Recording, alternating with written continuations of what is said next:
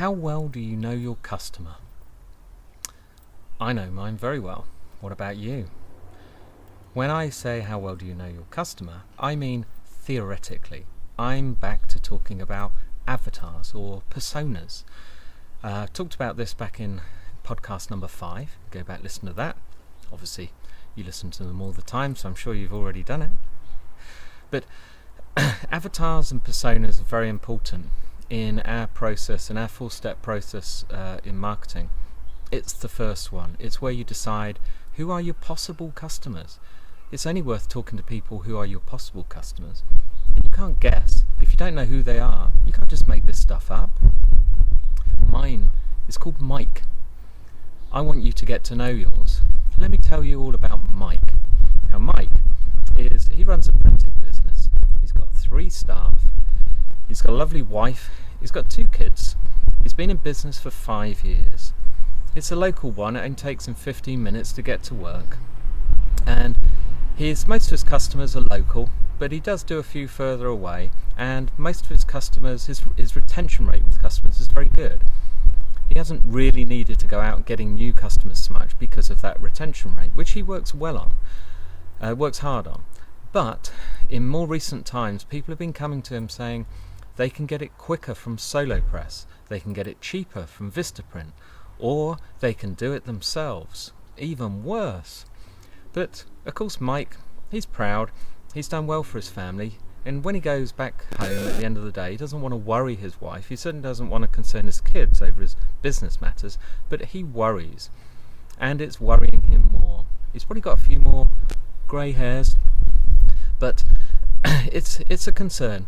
The thing that worries him mostly is that this year he's not going to be able to afford a holiday. He has a holiday, takes the kids and his wife away every single summer, and they have a great time abroad, overseas, nice hotel and beach. It's a tradition.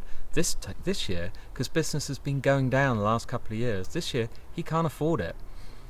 He's scared. Now, he can't talk to his wife about it because not only does he not want to worry her, but she's not a business person. She used to be a nurse, and she works part-time as a nurse now, but she's not really, she listens, she's very understanding, they get on great, but she doesn't know business stuff, and she can't, hasn't got that empathy with him. So, and he doesn't know other business people. His friends down the pub have what we call proper jobs, and that they can sympathise, but of course they look at him, at Mike, because Mike's had a business and he always has a new car every 3 years, and they think he's got more money than them. He's got pride. He can't tell them that he's worried and that things are bad and he probably earns less than them. What can he do? So he bottles it up, keeps them awake at night.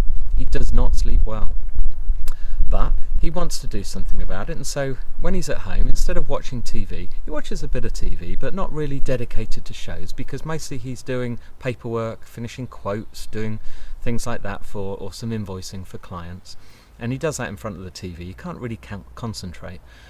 And so he occasionally surfs the internet, and he comes across kind of, I can make you more money, look at this, I made $15,000 in 10 minutes just by this one tactic. He sees these things, he knows they're not true, but he's on the right track. That's Mike. Mike is my man. Who's yours?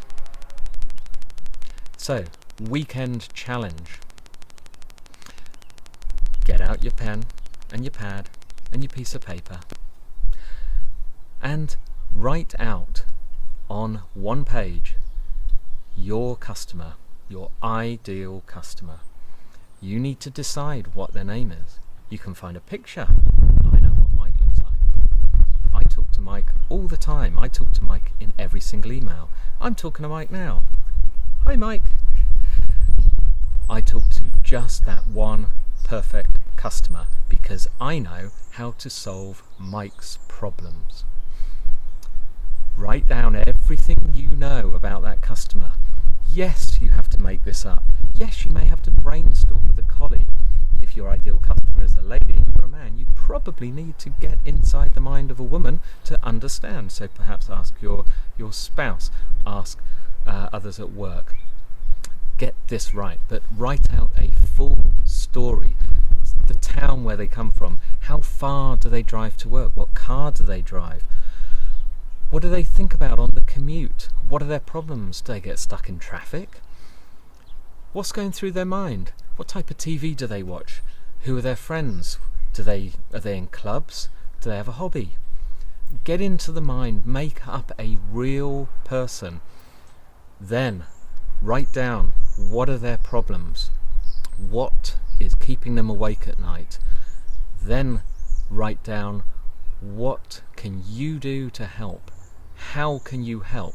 Speak specifically to that person, decide how you can help them, and then you're on the course to targeting your perfect customer. Have a great weekend.